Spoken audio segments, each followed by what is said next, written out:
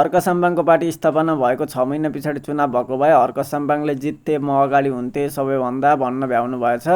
तर यी पुराना दलहरू पनि त्यत्रो वर्ष भयो, 34-35 वर्ष भए उनीहरूले शासन गरेको, यत्रो सत्ता फेरे र त अहिले आएर भनौँ न हार्नु पर्यो भने तपाईँले त झन् अरूलाई नै गाली गरिराख्नु भएको छ, अरूकै विरोध मात्रै गर्नुहुन्छ। कहिले अरूलाई सपोर्ट गरेर अरूको राम्रो गुणगान गाउने काम गर्नु भएको छैन भने तपाईँले 6 महिना त के 6 वर्ष स्थापना गरेको 6 वर्ष पछाडि चुनाव भएको भए पनि तपाईँले हार्नु नै हुन्थ्यो होला।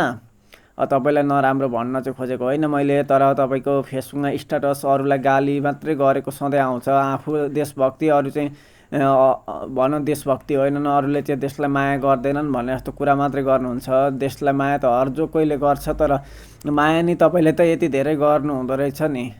तपाईँको पार्टी बनेको 6 महिना त होइन, तपाईँले 6 महिनाभित्र त देशलाई कति अगाडि पुर्याउनु हुँदो रहेछ भन्ने कुरा त सबै देखिएकै छ। अब धरानमा नि देखियो, धरानमा कुनै कुनै कामहरू राम्रा नि गर्नुभएको छ, नराम्रो भने होइन।